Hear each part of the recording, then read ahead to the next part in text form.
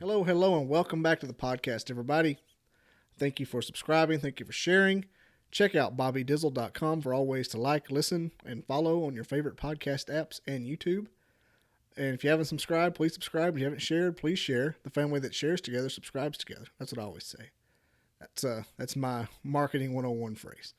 But whatever the case, today we have a good episode about some Bigfoot, my favorite podcast subject and paranormal subject. Mr. Dean Gleason from Seaway Valley Bigfoot Researchers joined us a couple weeks ago, and we're finally releasing it. This was a good time. This was my co-host Andrew Eog's first Bigfoot podcast, and he was enthralled, to say the least. He wanted nothing but Bigfoot from there on out. Too bad that we can't talk about Bigfoot all the time. We're going to try to do it more so. Big changes come up in the podcast.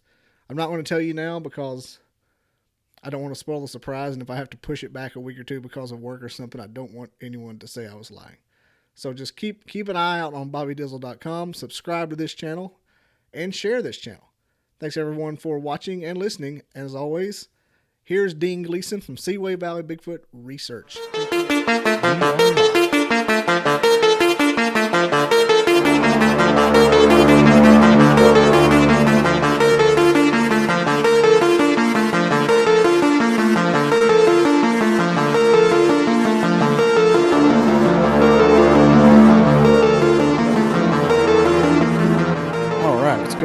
Welcome back to the Bobby Dizzle podcast, everyone. We're recording live to tape today with Dan Gleason Sr. from Seaway Valley Bigfoot Researcher. He is the director, and Andrew Eog. Eog? That's a harder one. I should have went over that one. Eog. I've said that name 1,000 times. Couldn't get it right every time. Anyway, thanks for watching. Everybody, please subscribe to the channel, bobbydizzle.com, for all ways to follow and listen. And check out Seaway Valley Research to follow Dan. Or Dean. I said Dean. Dan. I got Roseanne on the brain. And he is the director of Seaway Valley Research, Bigfoot Research. And we're ready to get cracking. So Dean, son of a dude, I said it again. I'll just break the ice. Dean, are you flesh and blood or are you paranormal? Oh, I'm flesh and blood. Okay. Get that out of the way. And Andrew here is he's my new co-host in training here. He wanted to see what it was like to be on a podcast. I'm like, yeah, come on. So just so you know, Andrew, there's two separate camps, and we're trying to bring them together in the Bigfoot world. One is flesh and blood. They're a great ape. They hide in the woods and are just like really missing good. link kind of situation. They're really good at hiding, and perhaps their medulla of their hair can make them hide from cameras. And the other one is they clip in and out, go to the back rooms, and can go interdimensional. So, Dean, do you have any experience with them being just flesh and blood? Well, yes, I've been doing Bigfoot research for over 30 years, and I've never seen anything that made me believe they were anything but flesh and blood. I found scat over the years. I found fingerprints on windows of buildings, or windows of campers. Excuse me. I found bedding sites. There's nothing that's ever made me believe that they were anything but a terrestrial being. In my opinion, they're a form of great ape that's been unidentified over the years. Mm-hmm. Now, those were the you sent me those pictures, didn't you? Yes, I did. Some of them. Yeah, I was pulling them up here. Would you ever compromise and say they're flesh and blood when they're here, and possibly can transform into the Noclip hypothesis? Well, I tend to follow the science, and if you could tell me that some other creature had that capability, then maybe I would think that Sasquatch could do it too. But we see no examples in nature of that happening. So I really have a hard time believing that that Bigfoot is an interdimensional creature. Okay. Yeah. It's I kind of like the idea of the interdimensional part. Like you said, there's no evidence on that. I think I just like the thought of it better. But yeah, I totally agree with you on the science part. These are pretty cool. We were talking a week or so ago about the fingerprints. Do you find those often, the white fingerprints on the side of things like that? Or is it just mud, or is it the white ones that you hear about? I think it was just mud. Okay. the area that I found those in, it was close to the same place where I found the track that you saw the cast of. It was within 100 yards. And I found them both the same day. So what it looked like to me is that the Squatch that came through that area, he left a couple of footprints, but that was the best one of the lot that was there. And I was really psyched about finding a castable track. And it wasn't until I was standing around waiting for the plaster to dry that I actually noticed the fingerprints on the camper. And so then I went over there and I got some pictures of that. And it also looked like there was a partial face print on the window where I think it had put his hands up on the window and had stuck his face up like this and was looking around. It left a little bit of a face print on the window also. Oh, it does look like that a little bit. You can see like the cupping. Yep. Yeah, like a streaking. Yeah, one of the guys I talked to in Minnesota that claims to have, I guess you would say, a Squatch problem. He'll find the white fingerprints on anything they touch. I don't know what that's about. Uh-huh. He's just got it's almost like they're seared into it, like like a powder coat on a paint job. Yep. Yeah, it's almost like they're molecularly bonded with the it was like vinyl masonite siding and a game camera. All had the same kind of fingerprints on them that were just white. Couldn't wipe them off. It could be from the oils in their skin. Could be a lot of different things. Did you never know that kind of thing? Yep. And where are you on the tree structures? I have never found a tree structure. I have found some bedding areas where you could actually see where they'd laid down in the grass. The tree structure seems to be more of a thing out that's attributed to the Ohio grassman more than any other breed of Squatch. That's where I've heard about it the most. Up in the area where I am, I have never found a tree structure. I have found where they have bent trees over and marked their territory. I've also found a tree that was uprooted and put back in the ground upside down, but I've never found a tree structure. I hear a lot of the trees taken out and sit down like an arrow in the ground. Having a little hard time hearing you. I'm trying to adjust the volume here. I guess it's not me. Yeah, what you're seeing there was some of the bedding sites that I found where you can actually see the imprint of it on the, where it had laid down on the ground. Now, where is the Seaway Valley? Seaway Valley is on the Canadian border, right next to what's in upstate New York, kind of not too far from Watertown, New York, one side. And if you go all the way up the river, you come into Montreal and that area. So that whole area through there is pretty much the Seaway Valley. It's the St. Lawrence River's route to the sea. And it's a big shipping area. A lot of ships go through there to go to the Great Lakes, and they can go all the way up into the ocean from there. Okay, yeah, I guess that would be upstate New York. It's pretty. It's right on the border of the Adirondack Park, which the Adirondack Mountains have been squatchy for years. The area where I've been doing the research has gotten a lot more squatchy over the last 30 years because of small family farms closing down and just the area being reforested. So I think the Bigfoot have been following the food. The white-tailed deer population has exploded up there. So, there's plenty for them to eat. You ever find any kill sites? I found a kill, not this past fall, but the fall before. And it was kind of the strangest thing I ever saw.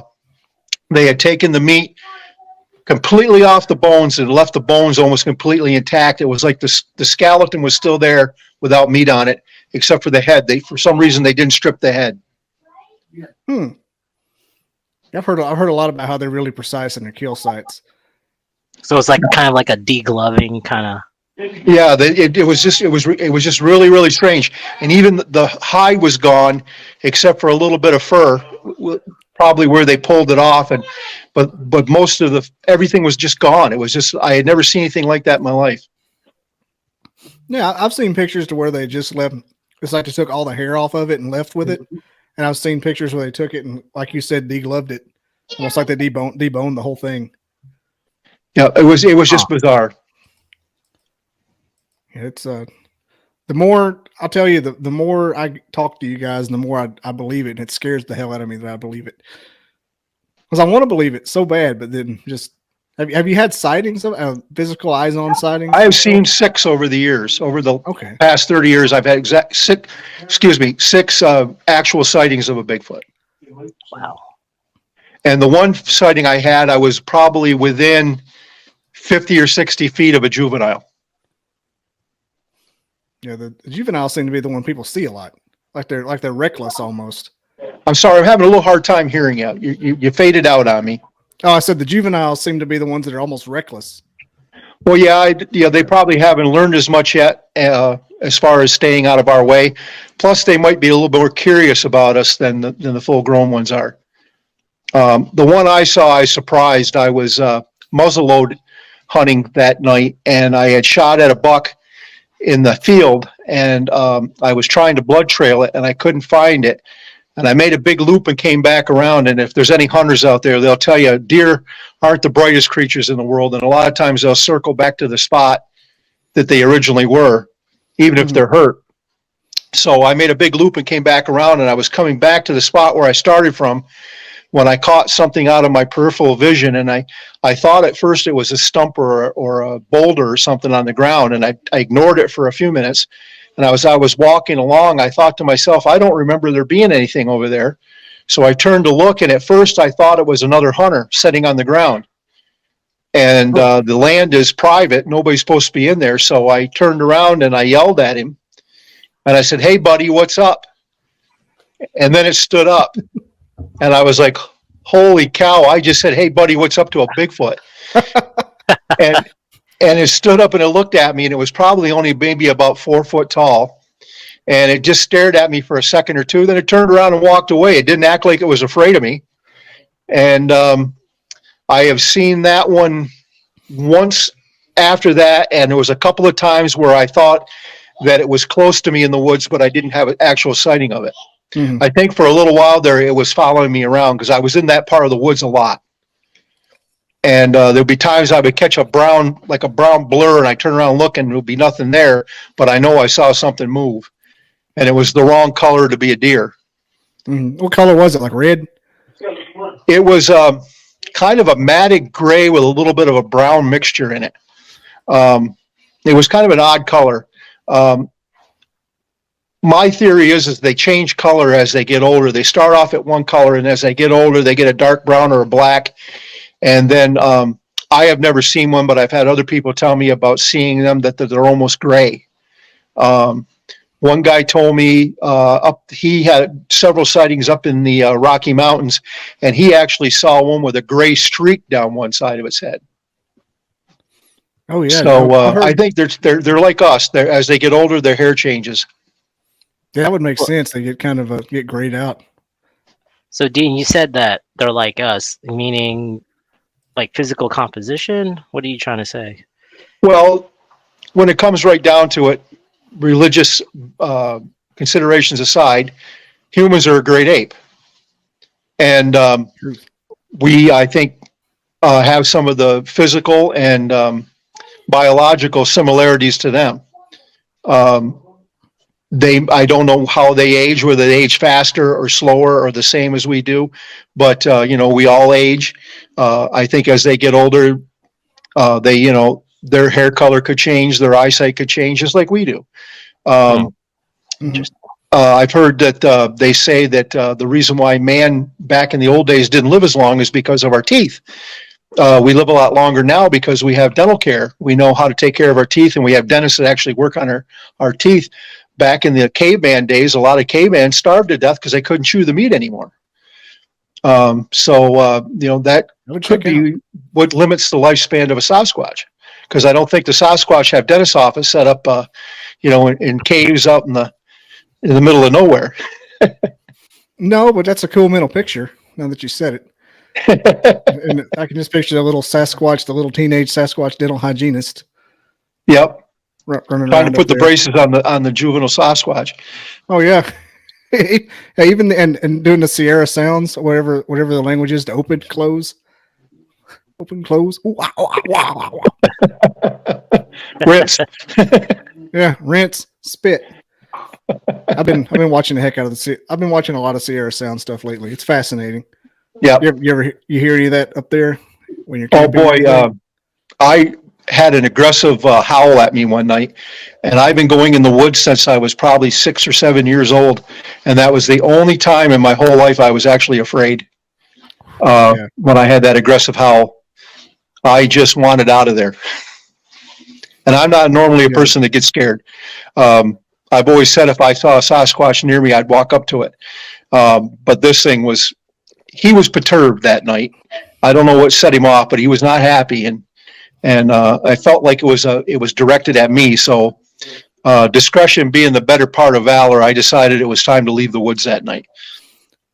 Yeah, I've always heard that if they start giving you the indication they don't want you there, it's pretty good. It's never inaccurate. It's never. Yeah, I've only heard a couple of cases where they actually came after a person, but I've heard they will do demonstration charges, which is a grade 8 tendency, where they'll charge you, but they won't actually grab you. They'll just run at you to scare you. And if one was running at me, I'd probably be pretty scared. Yeah, I think that would go back to your lizard brain. Yeah, I don't think anybody would say you're unmanly for not being scared of a charging Squatch. No, I don't think there'd be any shame in running away. No. Have you ever like the old Monty Python? Sir Robin bravely ran away with his flesh wound. Have you ever had the mind, not zapping, so to speak, but the mind, how they mess with your mind, make you lose time? That's never happened to me. I have a member of my team that's been having experiences since he was 6 years old. And he claims that there's been times when he could hear him in his mind talking to him. He said that's happened to him several times, where they were actually projecting a message to him. Yeah, the mind. But I've never had that kind of experience. Huh. What are the three big ones? There's the mind speak, there's infrasound, and there's the zapping. The zapping's where people feel like they had like a seizure just standing there. I don't know. Yeah, I've had people describe that to me, but it's never happened to me. The sound that could be a possibility because there's examples that in other species that can do that, and that might be something that the Bigfoot has evolved. I don't know. I was only ever really close that one time to one, but which I just described was the juvenile. Yeah. The other sightings I had were several hundred yards away. Well, one was probably less than 100 yards, but the rest of them were probably several hundred yards away when I saw them. It's odd that the sightings people get are always either like a juvenile, like you said, or they're a couple hundred yards away and they pop up and for just a second. Well, that one picture I sent you of the one looking over the fence, that encounter actually lasted about a half an hour. Really? Yeah. I have a research outpost up there in the woods. It's actually an Amish built. The Amish built it for me. It's like a little camp, and I was there. No, that's not the picture. That was of the juvenile, the one I described. That was the second sighting I had of him. That's the one right there. There's a fence line that was probably about 200 yards away from where the research facility is. And I was there dropping off firewood and mowing the lawn, and I was making quite a bit of noise. This was early, probably June, this picture was taken. And I was making a lot of racket. I had a lawnmower. I was mowing around the camp. I was stacking wood. I wasn't trying to be stealthy or anything. And I had gone to put the lawnmower away, and I came back to where I parked my truck next to the camp, and I looked over, and there he was. He was over in that area looking over the fence at me. And all I had was a crappy cell phone with me at the time, so I got your typical blurry Bigfoot picture of him. But I stood there watching him for quite a while, and he, I guess, realized that I was looking at him. So he walked away. He went in the direction of where you see that little bunch of trees, and he disappeared over in that area. So I figured, well, that's the end of the sighting. So I went about my business at the camp, and when I came back out, he had come back. I don't know how long he had been gone because I had did some things inside the camp and other things, but he was almost back in the same spot that I saw him originally when I came back. And so I stood there and watched him for a little while longer. And then he did the same thing he did before. He walked away and went back towards that grove of trees, and then he didn't come back after that. So I think he was just curious what I was doing. That's a half an hour is insane. That made me want to set up. Well, I guess if you set up cameras, they wouldn't show back up. Yeah, well, like I said, I just had my crappy little cell phone with me, and so that was the best I could do. But everybody says, "Well, how come they don't get pictures? How come you don't get pictures?" The thing is it happens so fast and it happens without warning. You can't be prepared for it. And then sometimes you just get so amazed that you're having the experience that you don't think about it at first. You're in the moment. Maybe it's because I'm an older guy and I didn't have cell phone my whole life like the young guys have. It's just a recent thing for me comparatively, but it's not my first thought to grab my cell phone. I kind of live in the moment when I'm out there. And there's and think about it, for all intents and purposes, when you do have a sighting of a Sasquatch, you're having a paranormal experience. Not saying they're paranormal, but like it's the equivalent. Like to a human, that's like seeing a ghost. Yeah. And so with the adrenaline and the whatever we evolved from to see hairy man is probably kicking in, like that old server's kicking on from 300,000 years ago. Like, holy shit, it's hairy man. What are we going to do? I think also like, oh, go ahead. No, go ahead. I didn't mean to talk over you. I think it's, I've seen some stuff in my life and you almost don't believe yourself. Like you think like, what am I seeing? And you're not like, oh, I'm going to whip out my phone and zoom in. So I could understand. Yeah. Like I think I'm almost in that generation too, where the phone isn't the first thing I'd whip out. I'd try to figure out what I was looking at first. And it's remarkable how you even got anything of it, Well, it was like one time I was out hunting and there was wood knocking going on. And I was so impressed with the wood knocking that I didn't think to take my phone out and record it. I was listening. I go, wow, there's wood knocking. Yeah, okay, there's one over there and there's one back this way and they're answering each other. That's pretty cool. And I'm sitting there listening to it. And then all of a sudden something kicked into my head. You dummy, your phone's in your pocket. You could have been recording audio of this the whole time. So then I got my phone out and I did get a couple of the knocks, but then they quit. So then, but I could have had a lot of audio of them doing the wood knocking, but it just didn't click into my head to do it. So it's just really weird. I mean, there's a lot of missed opportunities. Knew you took your phone out. Yeah, and they must have heard it. Yeah. Yeah, that's. But it's just. Well, the day I think I sent you the pictures of the corn and the potatoes. I think I sent that to you. That was really a bizarre day when that happened. Where'd you go? I think I sent it to you. Anyways, I have it. Your chat is going. Where'd it go? Come on. Production value over here. Yeah. Well, regardless, I can tell you the story without the picture. Go ahead. PBS had there'd been a bunch of sightings up in our area, so PBS wanted to do a special on cryptid creatures in northern New York. So they did several different segments, and they had me on for the Bigfoot section, and they came up to our research area, and I had told them about I had been gifting the Bigfoot in my area. I've been leaving them out cookies and things like that occasionally when I was up there, and they asked if they could see how I was doing that, so they brought some cookies up. And I'd left the cookies out for them. And I went back several days later and checked, and they had taken the cookies. And so I had decided to take my grandson up there and go squatching for a weekend. And another friend of mine who's an ex-Marine had agreed to meet us up there too. And so my grandson and I got there first.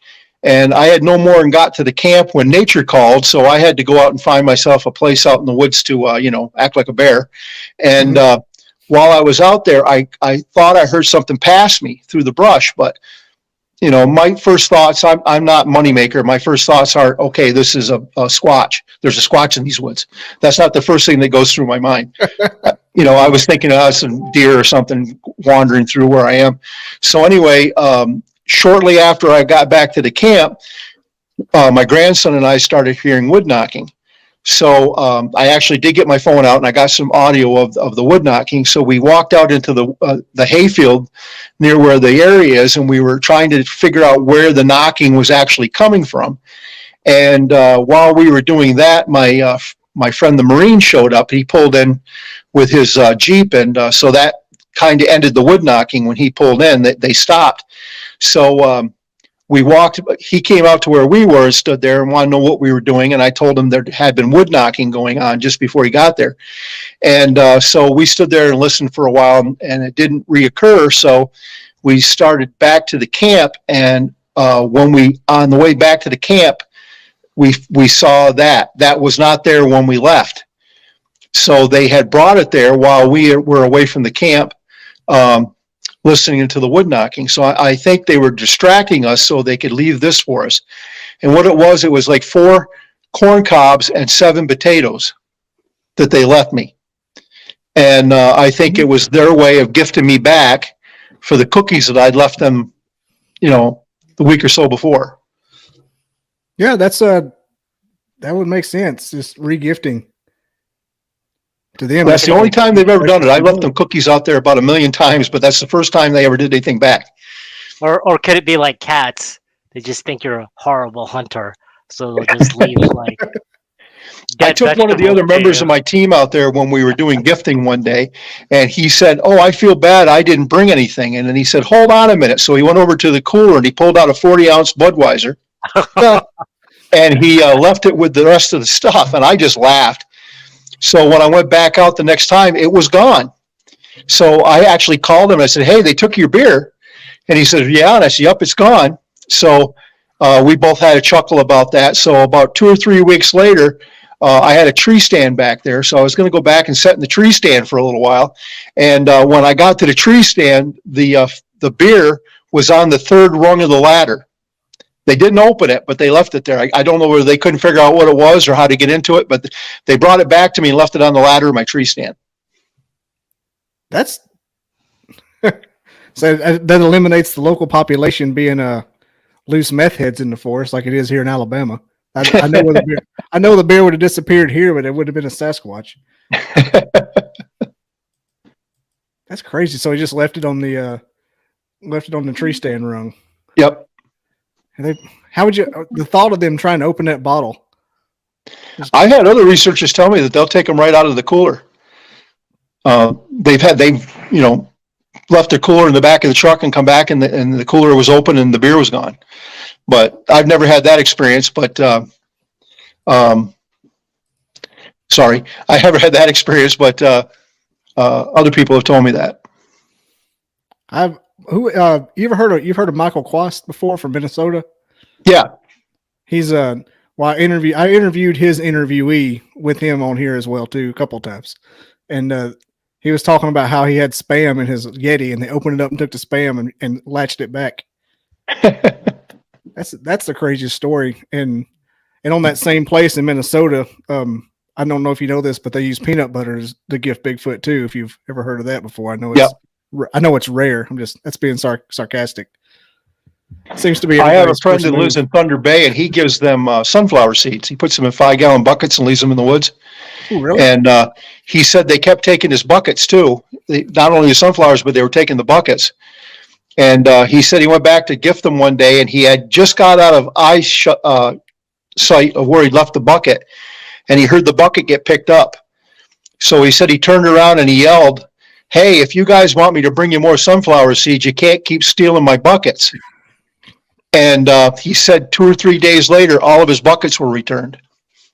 That's crazy. Like that kind of stuff. You hear those stories, and like what I was saying before with the peanut butter lids.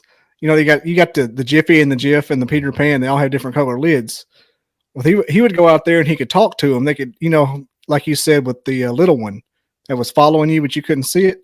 I guess they do the same thing with him. So he'll like talk to himself. He go, "Hey guys, if you could do this, you know, kind of little favors like Rubik's cubes and things like that, he would say, can you leave these lids and put the colors together? He came out the next day and all the colors were together. Red's over here, yellow's here, green.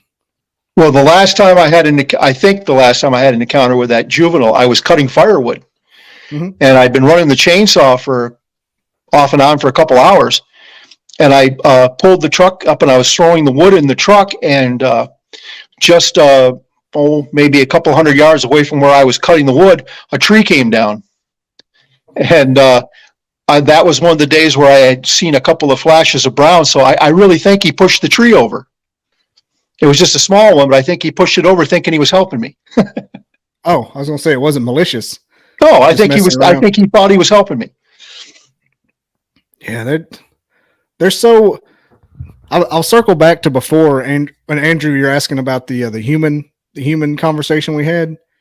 Yeah, Dean said they're like us, and I was just curious. Well, every time it seems there's been a few times where people get hair, and it's either possum or deer, but sometimes it comes back as human, and that's what freaks people out a little bit. They run a DNA sample. Well, this is just long human hair that you found in the woods 6 feet up a tree. Like, oh shit. They also sometimes it comes back unknown. Mm-hmm. Unknown, unhuman. There's something I saw on a Bigfoot show that I never thought about doing. They were going around and looking for old empty birds' nests and taking the bird's nest apart to see if there was hair in it. And they got some samples of unknown primate from a couple of bird nests. And I had never thought of that before. How would they explain that away? That's what always gets me when they, you know, there's a billion like dead ends when it comes to the subject, but how the ones like that, how does scientists explain something like that away? Like, oh, it's totally normal to have an unknown monkey in the woods in Minnesota. You know how it is. It's the same way with, you know, not to change the subject, but it's the same way with UFOs.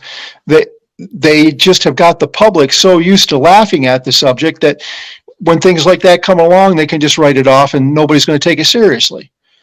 And that's how they get away with a lot of that. One of the, he's not in my group, but he's a Bigfoot researcher up here. He's an ex-CO. And I don't know if you guys heard, well, you must have heard of it down there. There was a big breakout in Dannemora prison 7 or 8 years ago, I guess it is now. 2 guys talked one of the female employees to helping them escape. And they were on the loose for about 3 weeks up here. And even Dog the bounty hunter came up and was trying to get in on the action when they were looking for these guys. And well, anyway, he told me, we were having an informal meeting of Bigfoot researchers in the area one night, and he told me that he is retired now and he has a lot of time on his hands, so he was listening to the police scanner a lot. Just, you know, he was, you know, curious because that's what he did for a living all those years. He was a guard. And he heard somebody that he knew, he recognized their voice on the radio, said, "I need backup here right now." And a few minutes went by, and then the guy came on and he was even more frantic. And he goes, "I said I need backup here and I need it here right now." And then the next thing he heard, the guy came on and says, "Where is everybody?" And he heard gunfire in the background. And then somebody else came on and said, "Radio silence, don't anybody talk." So he said he thought they had cornered the guys. So he went and turned the TV on and was watching the coverage on TV, and there was nothing about that they had any leads where these guys were or whether the investigation was going anywhere. And it was actually almost a week later when they finally got both of them. So he ran into this gentleman that he'd heard on the radio, and he said to him, "Hey, come on, it's me. Tell me what was going on." And he said, "Well," he goes, "they told us not to tell anybody." He goes, "But we killed 2 Bigfoot." What? That's what he told me they told him. They were coming through the woods. They thought they were the 2 escapees. They ordered them to halt. They didn't halt, so they opened fire on them. And when the smoke cleared, they had killed 2 Bigfoot. And we have a local military base up here. He said they brought a helicopter in. They flew them out of there, and they told everybody to keep their mouth shut. Answering my next question. I said, how close were the men in black? Well, I don't know how close they were, but Fort Drum is only, I from where they got them, probably 60 miles. And that's the biggest military base I think, on the East Coast. Yeah. I've heard a lot of the people that, the reports of somebody shot a Bigfoot and all of a sudden it's the second half of ET all over again. They come in there and they swarm. I snatch them up. Went to a Christmas, what do you want to call it? Candlelight Vigil, or they call it on Christmas Eve. A Christmas Eve, church meeting, and they had a band come in. They were called the Maple City Rednecks, and they were like a country and western hillbilly band. And they came in and they were the entertainment for the service. And they wanted to decorate the sanctuary up kind of hillbilly style. So one of the guys said, "Hey, don't you have a stuffed coyote?" And I said, "Yeah." And they said, "Can we borrow it to use it to decorate?" And I'm like, "Sure." So I went to the service, and after it was over with, I went to pick up my coyote, and one of the guys in the band come up to me and he said, "Hey," he goes, "where did you get your coyote done?" And I told him, and he said, "Well, I used to be a teacher. I taught people how to do taxidermy." And I was like, "Oh, cool." And so we just got, talking, and I said, "Hey," I said, what would you do if somebody brought you a Bigfoot?" And he started laughing. He goes, "We have a list," he goes, "of animals that if they're brought in, we have to immediately report it." And he goes, "Bigfoot is on the list."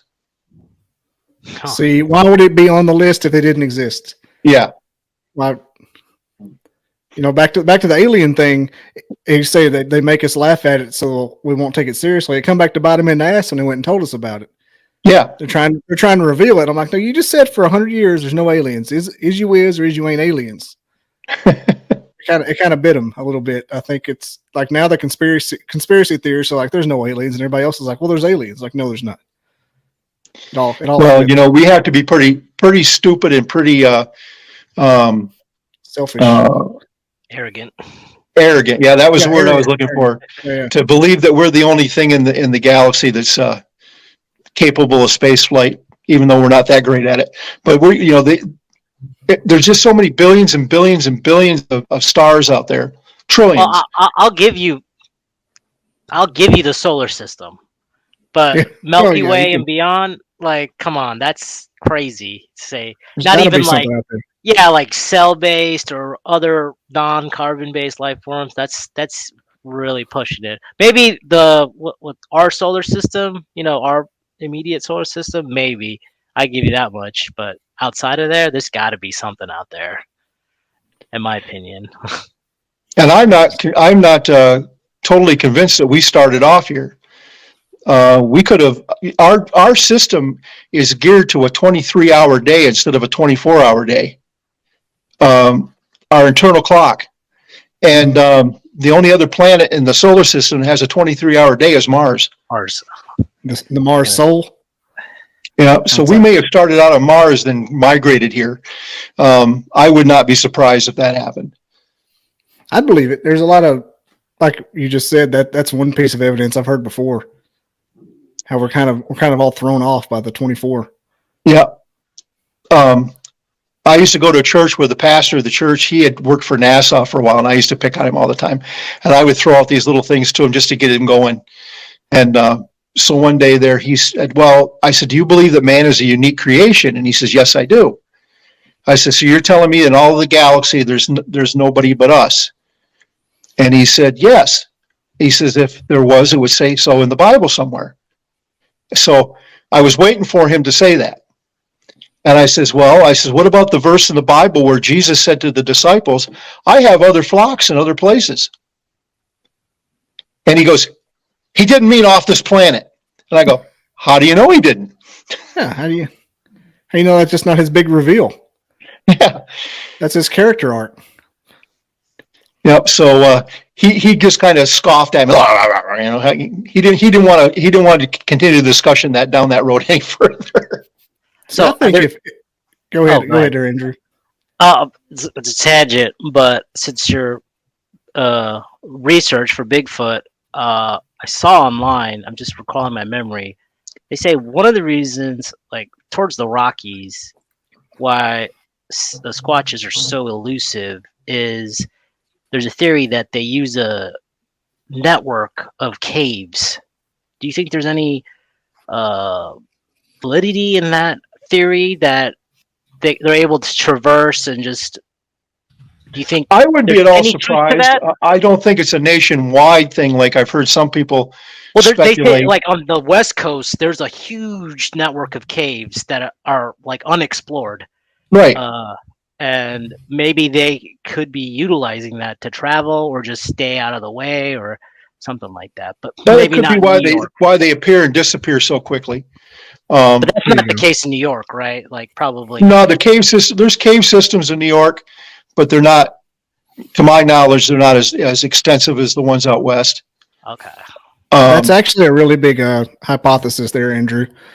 Okay, yeah. Like I saw it like on a passing, like either a YouTube short or some like 30-second clip, like YouTube or TikTok or something. And I've heard really it discussed a bunch of times. So you see here, you see this the thing on the far right? Yeah. That's the Bigfoot locations, and there's little Dean and his bunch up here. Yeah, you can't see my finger. I don't know why the hell I'm pointing. I felt like I was a weatherman for a second. Over here, we got a front coming in. over here. And here's the this thing on this right here. That's the caves. So bam, bam, bam, bam. See, that makes it more like the Mars thing, the 23 hours. Like that puts it in my mind in the realm of possibility. And somehow they're using these caves. Obviously, they can walk. This gap in the middle fucks with my mind so hard because look, it's in the same place. Hey, that's the heartland. Yeah, well, that's where no caves are. It's just flat. There's also no cover there too. That's where the Great Plains are. Yep. You know, the county I'm from, Dean, in Alabama, has the most caves per county in the world. Really?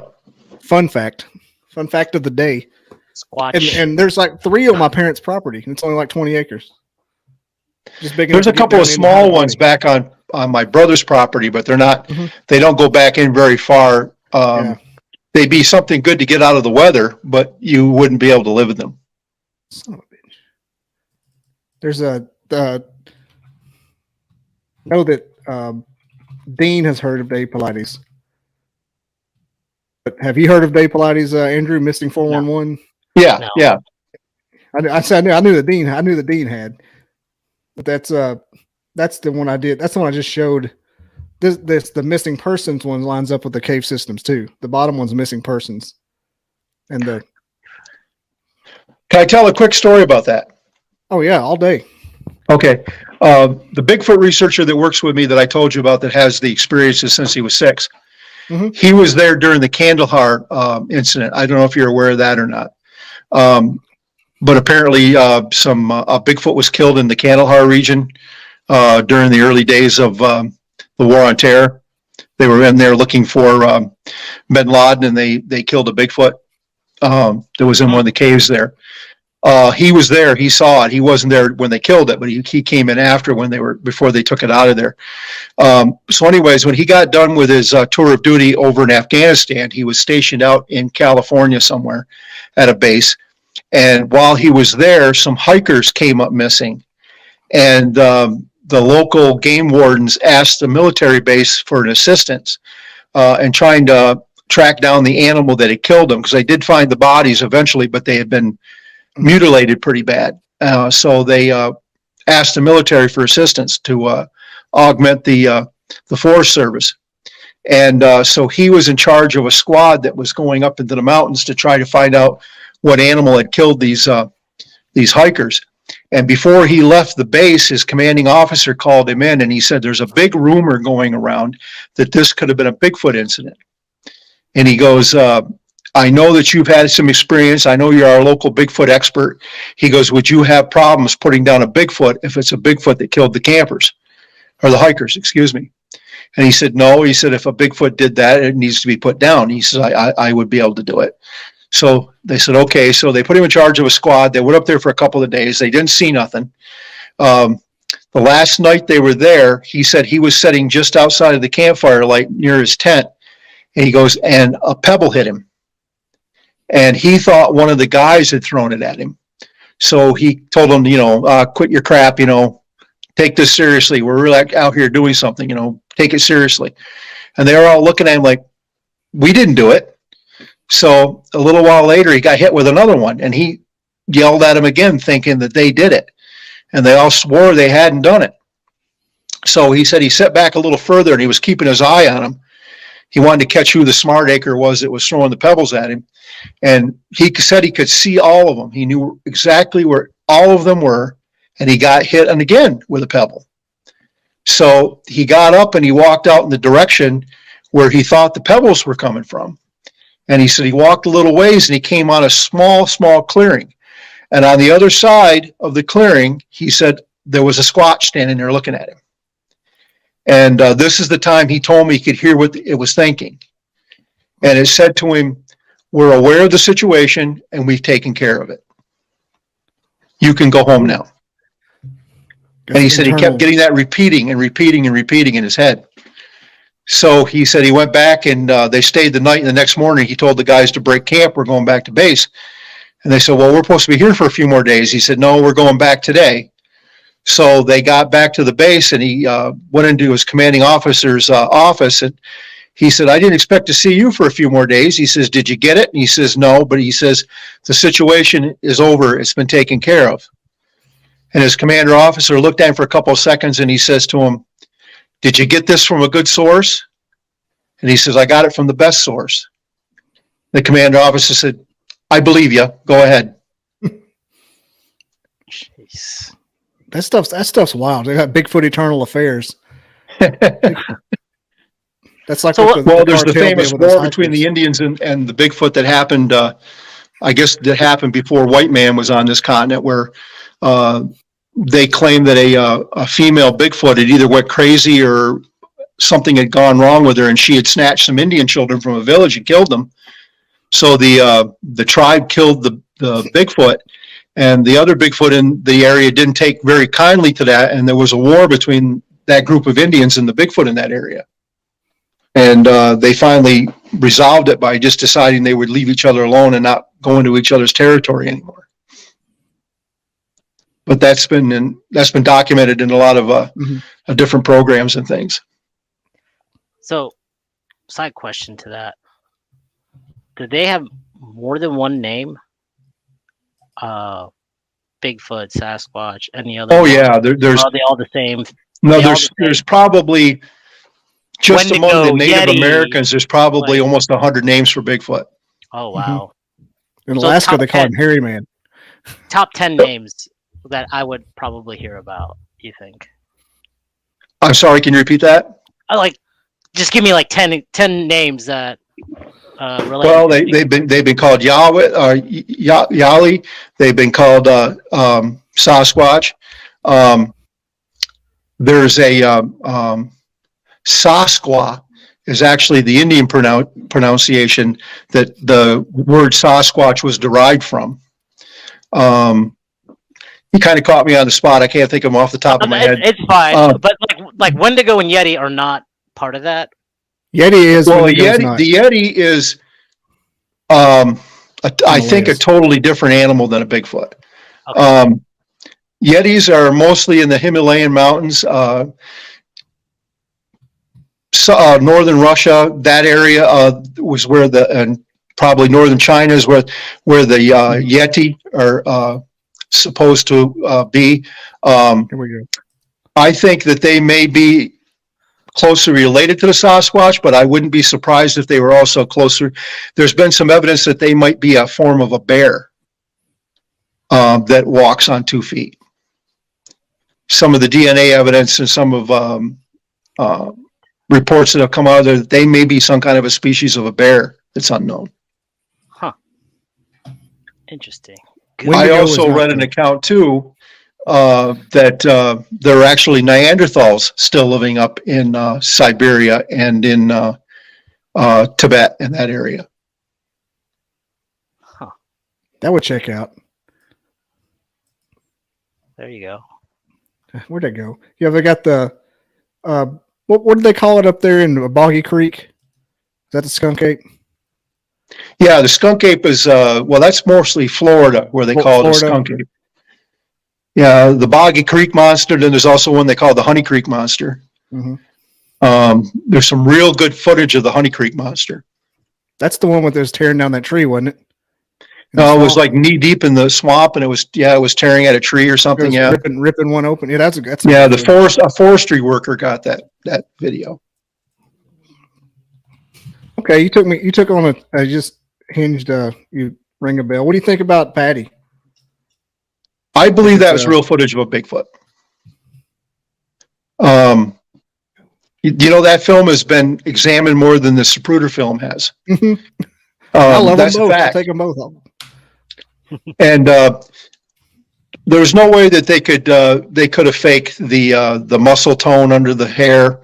There was also apparently she had a rip in one of her biceps that hadn't healed correctly, and it can be seen in the footage. Bubble in it. It was like a bubble in it or something. It was weird looking. Yeah, it didn't heal quite right. When you find a crippled individual footprints or anything like that, it just adds to the validity of the species.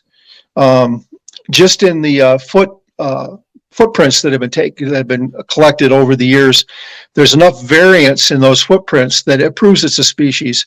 It's not some guy out there running around with a pair of wooden shoes that he carved up in his shop or whatever. Bigfoot researchers, after a while, you can tell the difference between a fake footprint and a real one. I mean, I don't have that much experience where I could probably do it, but the ones that really examine them, you see some of the guys on the Bigfoot specials that are always on there. Some of them guys are, they're college professors. They're anonymous. They know what they're looking at, and they can tell the difference. Try Honey Island. Yeah, I gave up. I was going to ask if you the Bigfoot feet that have the askew, the toe that's kind of askew. I've heard a hypothesis that's prints of them walking on their forearms. And that's what you see there. Yeah, that could be on all fours. Have you seen the Skocum cast? Skocum? Yeah. Do you know what I'm talking about? Let me make sure. It's one of those things I don't know that it's no. One of the things I can describe what it is. Some Bigfoot researchers decided that they were going to bait a mud hole with apples to see if they could get a good set of Bigfoot tracks going out to get the apples. Well, anyways, they got more than what they bargained for, because apparently Bigfoot are just as clumsy as we are. And the Bigfoot went out to get the apples, and he slipped and he fell on his ass. So they got 3/4 of a body cast of a Bigfoot. How do you spell that? Skocum, you're asking the wrong person to spell anything. I'm sorry. It's an area out, I believe it's either in Northern California or Washington State. I'm not exactly sure off the top of my head right now. Here it is. Skookum cask. Skookum. I pronounced it wrong. I apologize. Yeah, that's all right. You're fine. That's wow. Okay. They sure did, didn't they? Yep. I don't know how Google deciphered what I meant, but that's scarier. But now we're on the subject of AI. That sucker just read my mind. That would be almost impossible to fake that cast. Okay, what am I looking at here? Where's the butt? Hold on. Always looking for the butt. And I got the bootay. Let's say some people are boob men and some people are ass men. I think I'm an ass because everybody always says, "Hey, you're an ass man." Look here, ass man. Wow. Yeah, it kind of fell. It was like it fell down. Yeah, it slipped and fell on its butt. And then it kind of rolled on its side and got up. That kind of stuff's incredible. That ranks right up there with the petrified dinosaur prints.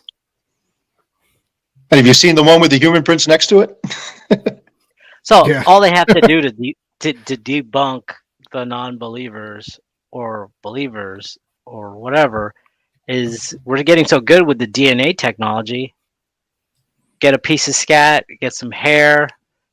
They're making aren't they trying to make sheep and ears and stuff right now from DNA? Mm-hmm. I think we're very close to just doing a Jurassic Park of these things, but maybe woolly it's mammoths not. For sure. Yeah, I think that was the first one they're trying to recreate from ancient DNA. So I don't know if Squatch will ever get on that list for the recreation. Well, I don't think the government wants to admit that they're there. They kind of did a little bit. The FBI come out and kind of said, well, yeah, they're real, but the government doesn't want to admit it. I was about to say, Andrew, the Squatch rank right up there with aliens, and we'll never know. Like he said, the Men in Black came and got him at Fort Drum. Well, the thing is, if they admit that Bigfoot is a species, then it's gonna open up a huge can of worms on several fronts. Forestry Department. If the DNA comes back that they're some kind of a human being, then you're going to have to decide whether they got rights, same as we do. Do they have the right to vote? Do How they much have the DNA right? makes you have rights kind of situation, right? Yeah, that's going to be one thing. Yeah. And the other thing is they're going to have to declare them an endangered species. So that's going to shut down almost the whole logging industry. Logging industry's out. So it's a big can of worms if they actually come out and say Bigfoot is real. And then plus they have to eat a lot of crow too. The government doesn't like to admit they're wrong. Who does? I mean, I'm not blaming them, but they don't like to admit they're wrong, or they don't like to admit they lied about something. But I think they're going to have to do both. I think they do it generationally because probably baby boomers, like my parents' generation, they're like, aliens aren't real. And then like kind of towards Gen X, millennials, they're like, oh yeah. There is a possibility. And then like what, last year, a couple years ago? And now they're real. Yeah, like I think they just wait until a generation passes and then they break the news. I think that's well, you wouldn't believe how much of the general public thinks that there's only one Bigfoot. Okay? There's only one. And I would I'm amazed when I hear that from somebody. I happened to be just this weekend. I was in Syracuse at a hotel, and I had on some of my Bigfoot material. And this lady made some comment. She wasn't being mean. She just made some comment about my Bigfoot, whatever it was I had on. And I said, yeah, and I told her who I was. I introduced myself, and I said, I'm Dean Gleason. I'm the executive director of Seaway Valley Bigfoot Research, a little bit north of here. And she says, oh, so you think he's real? So I thought he as in general. And I'm like, yeah. She goes, well, how can there just be one of them? And he's seen all over the place. And I looked at her and go, you think there's just one Bigfoot? And she says, yeah. There's more than one? I'm like, they're a species, ma'am. And then I kind of had to give her a short lesson on biology. You can't have just one animal and have it be around for thousands of years. They have to reproduce. They don't live forever. And she says, oh, I just thought it was one, like there's one, one Santa Claus, one Easter Bunny. And I was like, no, it's a real thing. That would, like Joe Rogan says, my life would be 10% better if I found out they existed. Like 100% confirmed. I have several people that have sworn to me that they will actually sit down and eat a baked crow when Bigfoot is proven to be real. And I just hope that happens in my lifetime, because I can't wait to barbecue those crow for them. Could have been the crow that brought you those corn and potatoes. How crow bring things to people. Be a giant ass crow. Yeah, but they wouldn't have put them in that nice little pattern that I found them in. That took thumbs. Pretty incredible. It sort of makes you wonder if they have like a storage thing, because potatoes caves. Can be stored. Yeah, it's in the caves. Oh, I'm sure they have. I'm sure they plan ahead. You put it in like a wine cellar. So you're saying the world? Oh, sorry. The world. I was talking about. No, I'm saying like Bigfoot around the world, like South America, Europe. You don't get too many reports from South America. There's other critters down there, but you don't get really too many reports of Bigfoot down there. I think they like the cooler climates more. But not like Siberia, right? Probably there's Bigfoot in Siberia. Oh, wow. There's tons and tons of reports from up that way. They like it cold. They like it in the more temperate regions, like the Adirondack Mountains, the Rocky Mountains. They're kind of a rainforest creature. If you see where there's a lot of a lot of rain, a lot of snow, a lot of precipitation. That seems to be where there's a lot of Bigfoot sightings and a lot of reported, traces of Bigfoot in those kind of areas. Florida might be the exception. It's a little bit warmer down there, but for the most part, I think they like the cold weather. That lines up. What do you think sorry, about? I interrupted you. No, you didn't interrupt. This is all tangent based. I was trying to think of his name. You know who I'm talking about, Dean? Victor Escavox, whatever her name is, with Grisha. The okay. You know who I'm talking about, don't you? I think so. I was going to see what you thought about him. He's from Siberia, Russia. I've only seen a few of his things. I think he's sincere. A little visitor there on the back of my chair. I think he's sincere. He's a researcher. I don't discount a lot of the things that Todd Standish does either. Speaking of an American researcher, where a lot of the other Bigfoot researchers don't like him. I think there's a lot of jealousy in the Bigfoot researching camps. They don't like it when somebody gets something that they didn't get. I'm a small guy. I'm not one of the big, huge Bigfoot people that's well known, but like some of them are.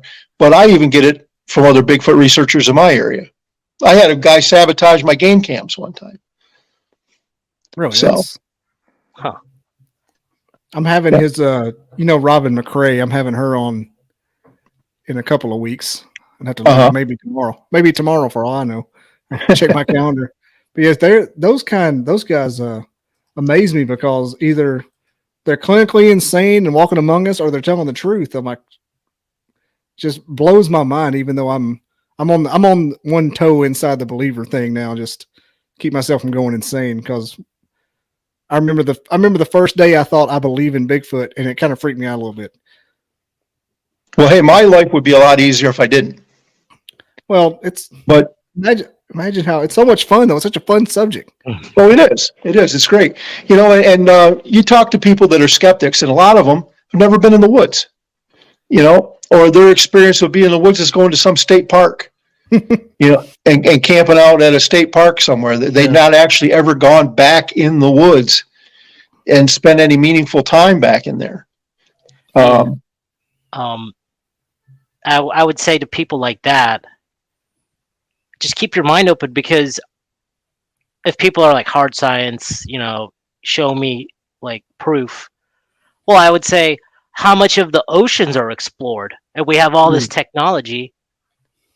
Yes. So, if you're using common sense and logic, how much of the caves, the woods of America do we actually know about? Very little of it when it comes right down to it. Very small percentage. If you just use that logic, how much of the world we've explored, we really don't know much of our home planet, honestly. So I would just keep an open mind if you were just at a cynical view. But to me, it makes sense, the possibility of Bigfoot existing. I would say yes to that. The ocean thing will freak you out if you start thinking about it. Yeah, that's kind of a tangent, but I'm just saying, apply that to, we have Jacques Cousteau and all these guys, like hard sciences, and we've only touched like the Mariana Trench, like how many times? Like 5 or something. And like just the lip of it. Yeah. So forests and Bigfoot and species that we don't know about, I'm very open to believing in that. There was some mainstream scientist that said that he did not think that the aliens existed. He says, I see no evidence of it in the universe that there are aliens. And I heard another scientist answering him. He's saying, what you just said makes absolutely no sense. It's like taking a teaspoon of water out of the Atlantic Ocean and looking in that teaspoon of water and not seeing a fish. So therefore, you come to the conclusion that there are no fish. I think that's a good analogy. That's a good. And I think you can say the same thing with Bigfoot.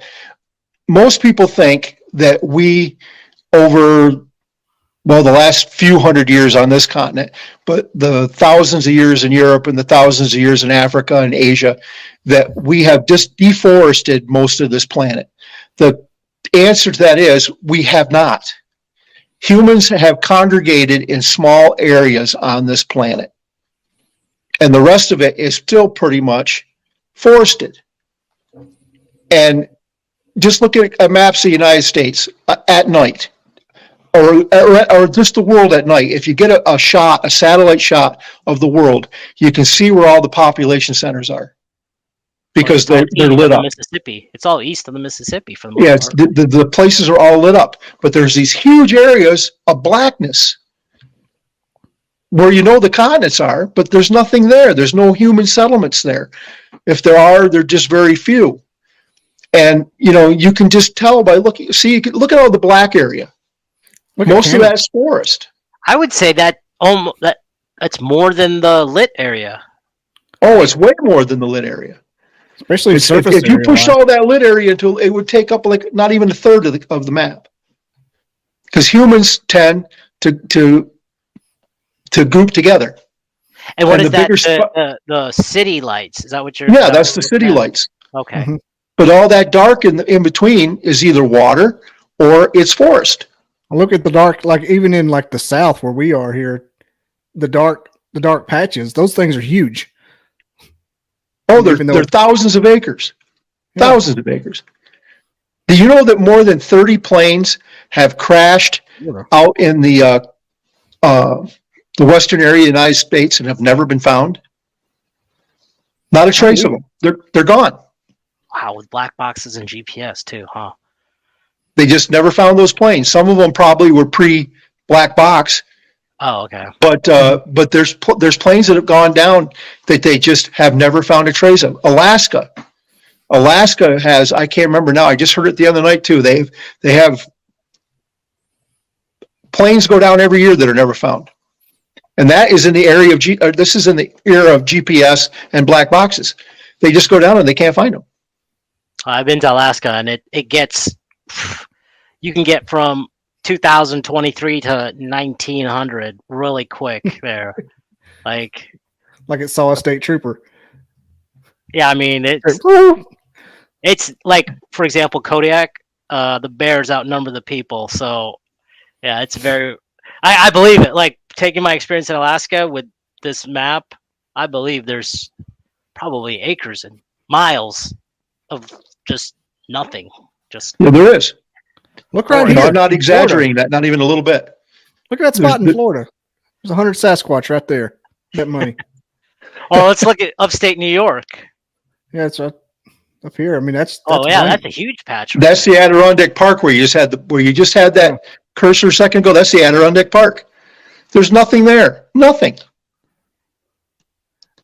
Yeah, You'll find a cabin here or there, but most of it, there's still dirt roads there. There's roads that aren't paved. I'll tell you one place that's got the most high strangeness that you would not suspect. Well, there's two places. Number one, Long Island is eat up with shit. There's so many Sasquatch sightings out there, especially on the tip out by Campiro, because it's all woods. It's like, I mean, on here you can see light because it's all kind of condensed, like pixels almost. But if you go to like a map of Long Island, like you ever heard of the Montauk experiments? Yep. Well, like it's out there and there's nothing, just like you said, for miles. It's like a national park almost. I was at a pizza restaurant one time, and I was wearing a Bigfoot sweatshirt, and a group of soldiers were in there. And we just got chit-chatting. Wasn't very many people in there, and we just got chit-chatting back and forth. And the one guy made a comment about my sweatshirt, and this younger soldier was laughing about it. And the guy, and he says to, "Oh, that's a bunch of BS, blah blah blah blah blah." And one of the older ranking soldiers that was there said, "Oh, really? You think it is?" And he goes, "Well, of course it is." He goes, "There's no way a species could exist without us seeing it." And he says, "Oh, I guess you just volunteered for our next exercise." And he goes, "What's that?" And he goes, "Well," he goes, "once or twice a year," he goes, "I take a squad up to Plattsburgh, New York, and drop them off, and their mission is to make it back to Fort Drum without being seen." And he says, "We've never been caught yet." And that's a good, well, I'm guessing probably close to 300 miles maybe. Mm-hmm. And if you're walking that, plus you're not taking a direct route back, it's probably more than that. And he said that's one of our, our covert maneuvers that we do for training. And he goes, if we can do it, he goes, the Bigfoot are a lot better woodsmen than we are. Why can't they do it? I've heard of special forces saying that some of their tactics are really close to the same. When they talk about witnesses, Bigfoot sightings, a witness. Mm-hmm. A lot of their strategies where they put the, for lack of a better scenario, Toy Story. Whenever the birthday presents were coming, how they would go in front and call them up.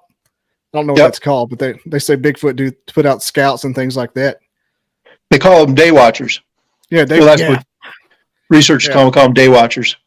The drones out front that monitor everything so they don't get near the family. Yep. The big tall. I don't usually recommend books, but this one book I do recommend. It's called Enoch, a Bigfoot story, and it's spelled the same way as the biblical character. Mm-hmm. And it's about a guy experienced with a group of skunk apes. And I can't say that it's true, but just from what I know about Bigfoot, a lot of the stuff in his story rings true. And I gave the book to a Native American friend of mine. I said, just read this and tell me what you think of it. And he read it. He came back. He goes, this is 100% true. He said, I believe every word this guy said. And that's really one of the only Bigfoot books that I do actually recommend anybody. Good name for a Bigfoot, though. Well, he called the Bigfoot that he became friends with Enoch, because he would make a noise that sounded like he was saying Enoch. Oh, okay. So that's what he started calling him. I thought it might have been a reference to the Nephilim or something. He just that was the reason why he gave it that name. But on the book, it's spelled the same way as the biblical character. Noah's grandfather, if I remember right. Dean, you made a reference to wood knocking. What do you actually mean? Like door, woodpecker? What are we talking about here? No, you could tell the difference between a wood knock and a woodpecker. No, like the cadence, the tempo. What are we talking about? A frantic knock? Like no, it's methodical. Like a drum beat. The best example of it I ever heard, I deer hunt a lot. I black powder hunt, muzzleloader. I call it black powder, but some people call it muzzleloading hunt. I hunt that, and I also hunt regular rifle. And it was during rifle season one time, and I know that there was 3 Bigfoot right around me that day, because they kept wood knocking back and forth to each other, and it was in a pattern. One would knock, and then the other one would knock, and then the other one would knock. And I think what it was, I think they were doing the same thing I was doing. They were hunting, and they were letting each other know where they were. And it was you could almost set your watch by it. It was about every 20 minutes. And it was always 2 knocks. And then there was 2 knocks, then 2 knocks would answer, and the other 2 knocks would answer that one. And that was the best example of it I ever heard. I've heard wood knocking, probably 40 or 50 times over the years, but that was the best example of it I ever heard, where you could actually catch the pattern. So you gotta. I just realized. Go ahead, Andrew. Mans. Really quick, I just realized that that's on a tree, right? For the most part, I would believe that. That's what I was going to actually. I just realized, did they hit it with a stick or knock it with a nut? Exactly.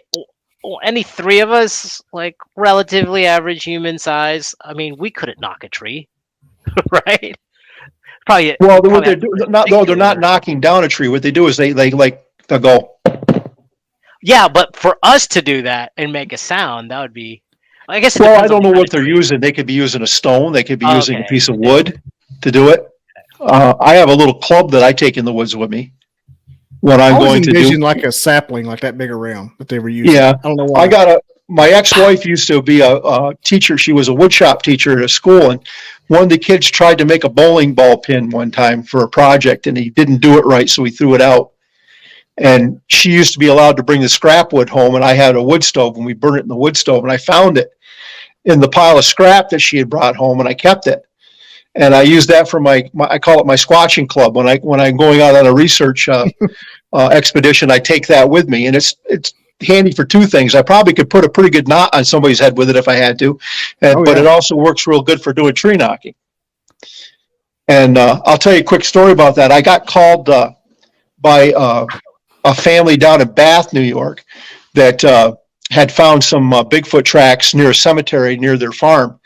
And they asked me to come down and do an investigation. So I went down there on 2 separate weekends and did night investigations.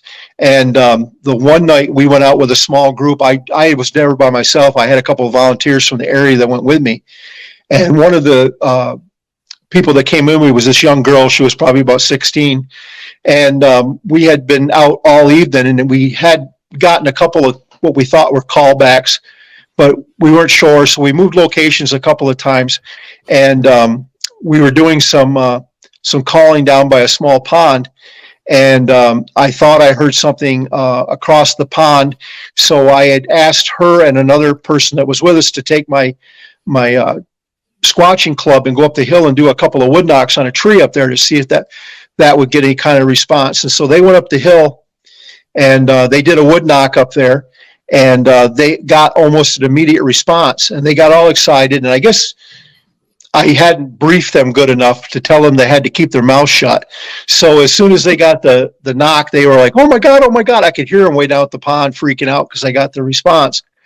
So they come running back down to the hill where I was, and they're all excited about they got a response. And I said, well, that's all well and good. I said, but we're done for the night. I said, you guys made way too much noise. I says, you got to be stealthy. You got to make them think maybe there's another Bigfoot in their territory. You can't let them know that we're people doing this. So we're like, oh, we're sorry, Dean. We're sorry. I was like, yeah, no big deal. And it was starting to rain anyway, so I kind of didn't care about staying out there too much longer. So we were walking up the hill, and the one guy knew the area very well. So he said, I'll go first. You follow me. So her and I were walking almost side by side going up the hill, and we got almost all the way back to the vehicle. And she leaned into me and she said, boy, it's sure hard walking in the dark like this, isn't it? And she no more and said that, and we got another wood knock, and this one was right on top of us. I mean, he couldn't have been 50 or 60 yards away from us. And it was like, crack. And it was like, I think every paranormal investigator knows exactly what I'm going to say right now. We had a Scooby-Doo moment. Mm-hmm.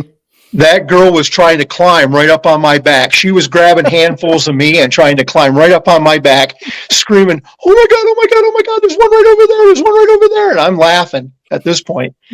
And I was like, yeah. I said, there's one right over there. And I said, he's not going to hurt you. He's just letting you know where he is. I said, if he wanted to hurt us, we'd all been toast by now. And she was just freaking out. That's all I could picture was Scooby trying to climb up on Shaggy's back. It's probably like a get the hell off my lawn knock, maybe. Yeah. They start throwing rocks, boulders. No, he didn't throw any rocks. He just let us know he was there. We were on our way out anyway. Oh, they knew. They probably followed you the whole way. Oh, sure. Yeah. We went back the next day and we found scat back there too. So we knew they were there. He might have been having a rough go of it and was knocking on the tree. Oh my God. Too much Bigfoot cheese. Too many cookies. I knew I shouldn't have ate that last squirrel. Too much peanut butter nailed to a tree. Diet consists of, I always joke about, I wonder if the peanut butter industry knows how integral they are to the Bigfoot research. Like the whole industry is being propped up by BFRO. Does anybody even buy peanut butter? That's literally all you see. I actually had the BR folk come and spy on me one time, which I kind of took that as a badge of merit. Mm-hmm. They spied on you, like the actual people? Oh, yeah. They came to... local investigators? Yeah. They came to... they heard I was speaking at a convention, and they came and were sitting in the audience. And I recognized the one guy. I knew he was BRFO. And so... about halfway through the thing, I was like, hey, we have some representatives of BRFO here with us today. And they were just like, how did you know? That's the Bigfoot Field Researchers Association, Andrew. Yeah, they think that they're the kingpins of Bigfoot research. BFRO. Yeah. Like They have like they were the local ones that reps had and shit. Finding Bigfoot. They did that show. oh, okay. Yeah, their website. has Matt all the Moneymaker is the different, founder. mhm. The I've only one actually in this had conversations with Bobo. Bobo was actually a pretty good guy. Yeah, do you think he had a real experience? I thought people said he did. Like he had the real thing. Yeah, he saw one. Well, Yeah. he just seems like he seems like it's burned into his mind. Like he's not like some of the other guys you see. He's got like real. He feels real to talk, when you hear him talk. Yeah, he seems like he's. I tried to get a hold of Cliff when I got the Bigfoot cast because he's their track specialist. I wanted his opinion of it, and I couldn't get a hold of him, but I got a hold of Bobo, and he looked at the track and he said that he thought it was a pretty good. It was a pretty good track. Hey, Andrew, if I'm going to ask a question that Dean will not know the reference to, but there's one in Madison County, to the best of my knowledge, I think there's only one Bigfoot sighting. Where do you think it was? If you could take a guess about where it was in Madison County / Huntsville. Owens Crossroad. No, you're not even close. Maybe, just I mean, that's a good guess. Owen Crossroads kind of on the outskirts of town. There's woods and rivers out there and golf courses.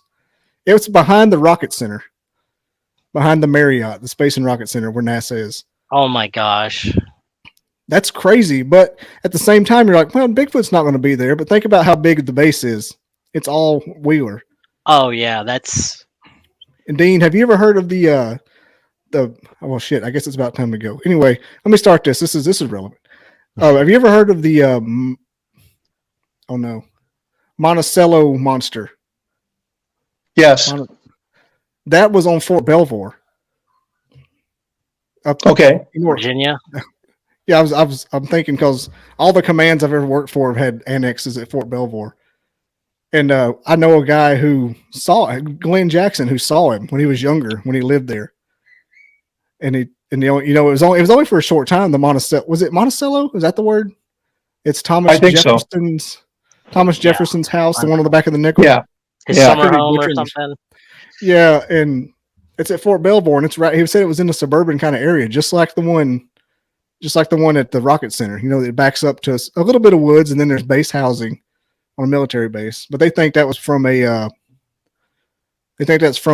genetic testing on the base or something, because only for a short time and it never returned, and it threw a cop into a dumpster. It wasn't all bad then. No. I said, did Bigfoot say 8 cabs? I said, we're going to get canceled. I said, I bet the Bigfoot was, never mind. I'm not even going to say the joke I made. It's, I don't want to ruin my career before I get it started, but yeah, it was funny. I was only kidding too. If there's any law enforcement out there, I was just joking. Oh, I got a bunch of cops that listen to this. They know. Yeah, I was only kidding. They know that they're all scum of the earth. back the blue. Yeah. I think the one that told me that was actually a cop. So it's. I'll tell you a real quick cop story. It's off Bigfoot topic, but it was funny. We lived on a farm when I was a kid, and there was this big, real steep hill next to the farm, and it was almost impossible not to speed going down that hill. And there was a state trooper who figured that out. So he would come over there and he would back his car onto our logging road, and he would try to catch people coming down that hill. And one day he pulled my mother over. I mean, this was our land. He pulled my mother over on her own land and gave her a hard time. He didn't give her a ticket or anything, but she came back to the barn and she was madder than an old wet hen. And she was yelling at my dad that she wanted him to kick him off there. And so my father went over and asked him to leave, and he was kind of being belligerent about it and didn't want to leave. So my father went out to the barn and he got a bucket. We had a tractor with a bucket on the front of it, bucket loader on the front of it. And he got a great big soupy, nasty bucket full of cow manure. And he took it over and he dumped it right in front of the state trooper car so that he would have to drive through the cow manure to leave. And he never came back after that. I thought he was going to dump it on top of the car. I'm like, well, that's a felony. But okay, that's a good story nonetheless. I guess just being around it, Yet you probably couldn't stand the smell on a shift. That's a message. That's just pure and simple a message. Like, look here, buddy. It's a warning shot. You become nose blind to it after you worked on a farm Yeah. for, I never smelled it. It didn't bother me. I was down there, walked through it and shoveled it and, spread it on the fields and everything else and never even noticed the smell of it. That's true. That's, I guess You become nose blind. That's where your love of Bigfoot came from, your nose blindness to cow crap. the skunk smell, the BO smell. Well, all right, Dean and not Dan. We'll go ahead and wrap it up. Andrew, thanks for your first co-hosting experience. You did an amazing job. Thank you. You may have got the job. I'll send your offer letter in a PDF to your email. Yeah. What's your websites, Dean? So I can put them in the description. I got the Facebook, but well, that's really what we have right now. We don't have a website page up yet. One of these days, I'm going to get somebody to do it for me. But we have the Facebook page, and then there's contact information on there if you need to get a hold of me, or you can direct message me through there. And I think our phone number is on there too, but I can give that to you real quick. It's 315-528-2615, and that gets you directly to me. If you need any assistance, sighting reports, if you feel that, you got a real hot spot and you want us to come and do an investigation, we'll try to set something up if we can. But just share your Bigfoot stories with us. We love to hear them. All right. Well, side note before we go, I make a mean WordPress website. So if you need help with it, I can remote in and build one. It's not complicated, but I like to help folks. I've helped a couple of other guys in the podcast business just get stuff going. Yeah, we appreciate it. Yeah, with that being said, thanks for watching. Thanks, Dean. Thanks, Andrew. All right. Take care. Please subscribe.